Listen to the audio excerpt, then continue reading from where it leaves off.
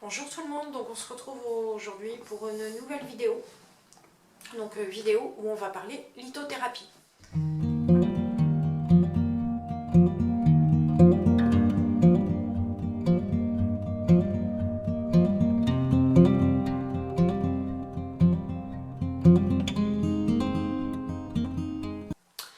Donc voilà, donc aujourd'hui, je ne sais pas si vous vous souvenez, il y a quelques temps, enfin quelques vidéos de ça, je vous ai présenté sur la chaîne le cahier spiritualité spécial tarot.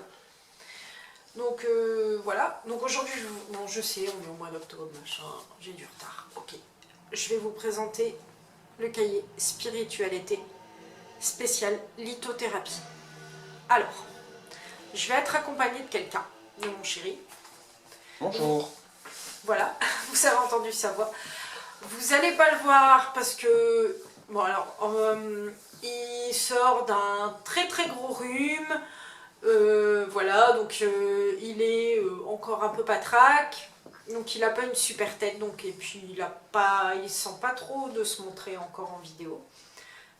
Ça viendra peut-être un jour, voilà. Et donc si on tenait aussi à faire cette vidéo, c'est parce qu'on a ouvert notre site internet il y a pas longtemps. Enfin, il est encore en cours de construction. Voilà, donc je reprends. Donc l'adresse du site, c'est tarot et cristaux.fr. Voilà. De toute façon, on mettra le lien en barre d'infos. Donc faut savoir qu'on vend des pierres depuis un petit moment. On n'avait pas encore de boutique en ligne. On faisait ça via d'autres biais en fait. Donc on ne fait pas les bijoux nous-mêmes. Pardon, excusez-moi. On a un fournisseur, donc on a, je sais pas si... Faudrait que je m'avance un peu. Bon, on a des bracelets, des pendentifs, enfin tout ce qui est basique. Et on a aussi ce genre de choses, donc avec un lien.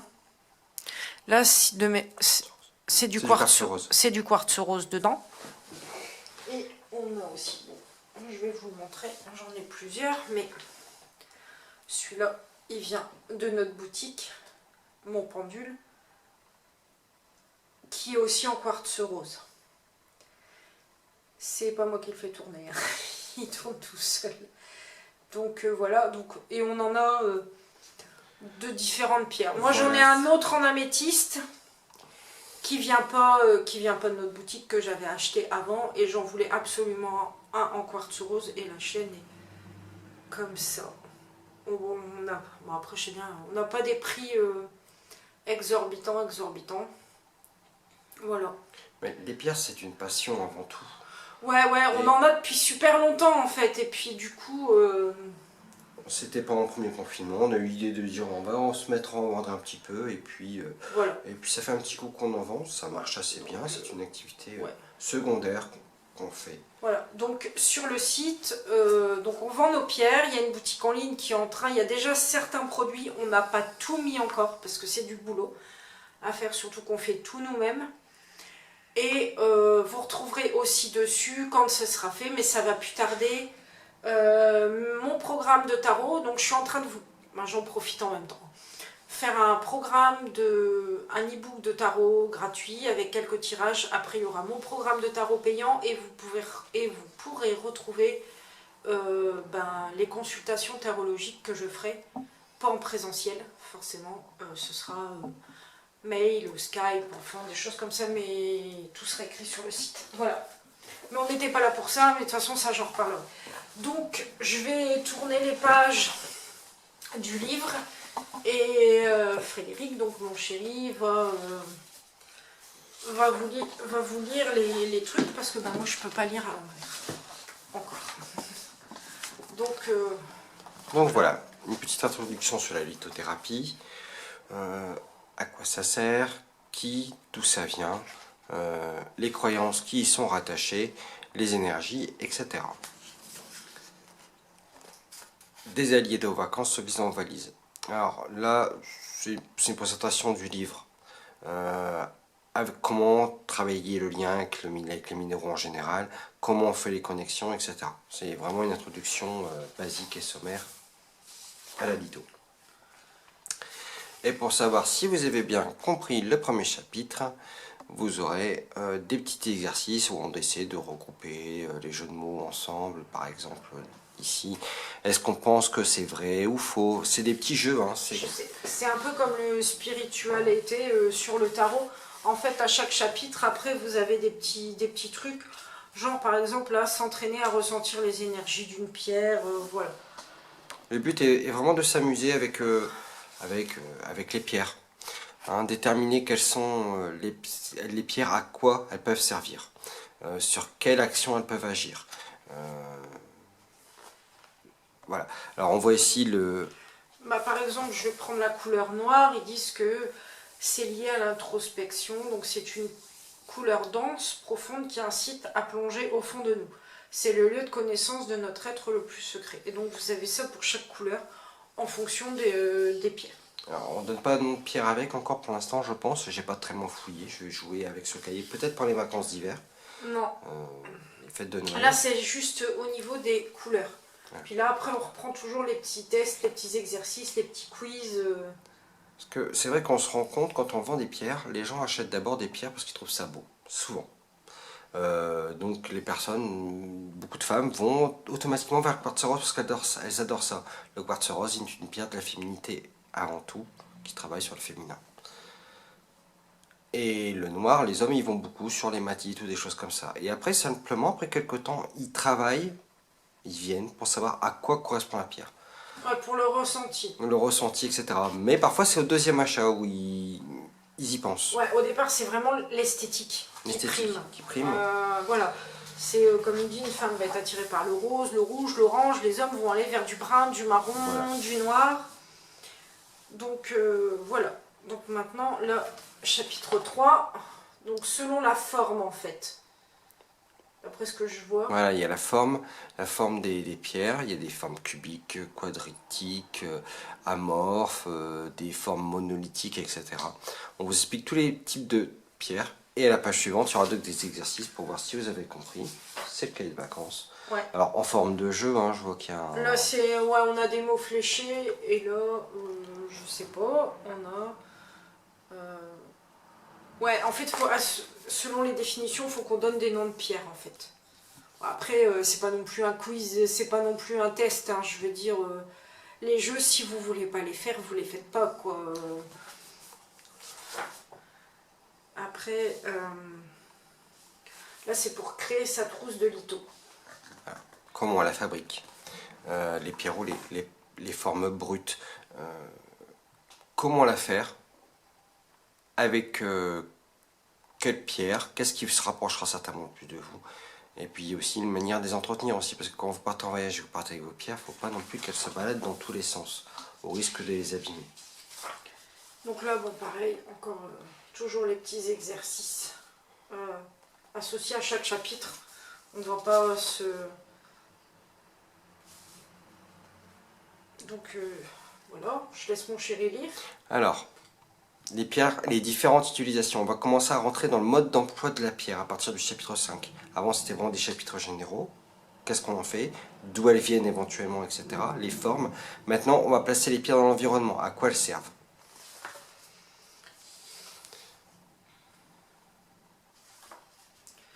Des petits jeux, donc des mots mêlés, etc. Donc c'est toujours... ça a commencé ouais. à griffonner. Alors, il a de les pierres, je pense que tu en avais parlé sur l'oracle des pierres. En fait, j'avais, il y a quelque temps de ça, j'avais acheté un oracle des cristaux. Et en fait, notre fils m'a piqué, littéralement, mon oracle des cristaux.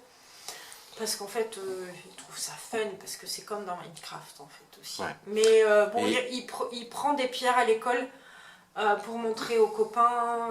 Et il se sert dans les stocks de la société également. Il sait où sont rangés nos stocks et il va piquer des pierres, et puis après, on a du mal. Et il a aussi... on n'avait pas continué, je crois que c'était Atlas ou un truc comme ça qui faisait ça, qui avait commercialisé quelques minéraux. dans un gros coffret et on lui avait pris. Alors voilà, après, chapitre suivant. Alors, un esprit clair et calme en vacances, surpasser vos difficultés pendant les vacances. Donc, les pierres peuvent être utiles au quotidien pour retrouver son calme, etc. Et en vacances, c'est bien parce que... Pourquoi prendre des pierres en vacances? Pour aussi se recentrer sur soi-même, revenir sur l'essentiel au quotidien, pas reposer que le corps dû au travail, mais aussi l'esprit. Et quelqu'un qui part en vacances, qui a un esprit reposé, revient de toute façon un peu plus en forme. Bon, après, voilà, là, on a toujours les exercices, on va pas passer... Donc voilà, chapitre 7. Les rituels que vous pouvez faire avec l'énergie des pierres. Quelles sont les habitudes et les rituels que vous pouvez mettre en place? Des exemples. Voilà.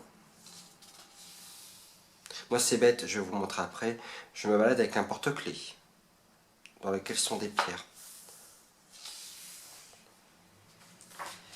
Chapitre 8. Marquer son territoire.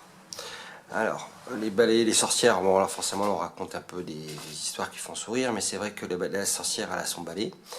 Mais nous, les lithothérapeutes ou les gens qui veulent l'utiliser ont aussi leur pierre. Et chacun a sa pierre ou ses pierres énergétiques. On n'aura pas tous la même chose. Et chaque pierre a son moment également. Ouais, et t'as vu là, je viens de voir ça, il recommande purification, principes et méthodes d'Arnaud Tully. J'en avais déjà entendu parler de ce livre. Pour mieux comprendre tout ce qui est phénomène énergétique. Ouais. Et notamment la purification. Donc là, bon, on en revient toujours aux exercices. Voilà, donc là... Prendre soin de ces pierres, ce qui est pour moi un des chapitres les plus importants, parce que c'est pas pour le prix d'une pierre, c'est qu'après vous mettez quelque chose dans votre pierre qui est de vous. À force de se balader avec votre pierre, par exemple dans votre poche. Certains vont dormir avec leur pierre sous l'oreiller, Ouais. ou des choses comme ça. À force d'avoir votre pierre avec vous, il y a plus qu'une pierre, c'est plus un simple caillou qui a été récolté. En fait, c'est ce qu'ils expliquent. Là, on est vraiment dans le moment de la purification, du rechargement et du rangement, quoi. Purification, ça peut être le sel, ça peut être, voilà... La pleine lune, idéalement, c'est vrai que c'est toujours très voilà, bien. pour tout ce qui est rechargement, voilà, le rayonnement du soleil, selon les pierres, ou la lune. Par exemple, ils disent, voilà... si on met un quartz rose au soleil ou une améthyste, c'est la cata, quoi. Enfin voilà, c'est... Et après la purification, ça peut être par exemple la sauge, le sel, l'eau aussi. Donc après, bon voilà, là on a toujours les exercices. Alors là, sur les chakras. Alors, les relations entre pierre et chakras, voilà. on en parle beaucoup. On a en un parle autre beaucoup. bouquin d'ailleurs, Oui. là-dessus. Les chakras, c'est très, très bien, et ça me fait penser également à d'autres pratiques de méditation et compagnie qu'on peut utiliser, et on peut utiliser des pierres pour la méditation. Oui, notamment le Reiki aussi. Le Reiki qui travaille sur les 7 chakras. Voilà, donc, et chaque chakra a une couleur associée. Donc bon, là, encore des exercices. Donc après, chapitre 11. Reprendre confiance en soi, c'est ça? Avec sa force, ses amphis, ses forces. Quelles pierres ils sont attachées? Par exemple, la tourmaline noire, qui va être attachée là, on va commencer à rentrer dans le détail, avec le chakra de la base, qui est associé on la récolte en Afghanistan, en Madagascar, qui aide à se concentrer sur les besoins, etc. Et pour chaque pierre, on va détailler quelques... Voilà. Donc là, c'est toujours les exercices. Donc là, chapitre 12. Donc développer sa sphère créatrice. Donc après, là, on rentre dans chakra sacré. Enfin voilà, on rentre plus dans le détail. Après, on ne va pas tout détailler non plus, parce que on n'est pas là pour donner un cours de litho. Hein? Le but est Vous de voyez montrer... là, genre, voilà, il y a un mandala à colorier. Le but est de s'amuser de façon vraiment ludique. Donc voilà, chapitre 13, c'est tout ce qui a trait au plexus solaire. Donc avec des pierres lumineuses. Voilà, la citrine par exemple et l'ambre. Donc là par exemple, il donne un petit exercice de méditation aussi qu'on peut faire. Donc là, tout ce qui est chakra du cœur. Voilà. Donc après, chaque chapitre correspond à un chakra aussi. Donc après, bon, là, par exemple, le quartz rose et la jaspe vert. Voilà. Donc chakra de la gorge. Donc là, qui est lié à la communication. Donc tu peux donner les Calcédoine bleu, la turquoise. Moi j'ai toujours aimé beaucoup la turquoise parce que Ouais. c'est une couleur qui me parle. Et puis elle est aussi plus facile à trouver que des calcédoines bleues. Je sais pas, j'ai toujours une préférence. Je me souviens quand j'étais gamine, j'avais des bagues en turquoise, mais j'en avais. D'ailleurs, j'aimerais bien en avoir une, mais j'en avais tout plein quoi. Noël approche. Le problème, c'est que j'ai une longue liste. Donc là, on est au niveau du chakra du troisième œil, donc tu peux peut-être donner les noms. Alors des la pierres. sodalite qui est une de mes préférées personnellement, hein, parce que la sodalite c'est le troisième œil par excellence. Après il y a l'améthyste également que tout le monde connaît beaucoup, mais surtout on en voit surtout des grosses améthystes qui sont vendues parfois en magasin à des Et prix moi, mon autre des fois pendule est une améthyste. à des prix Ouais, ce genre de truc là, vous voyez. exorbitants. Ouais.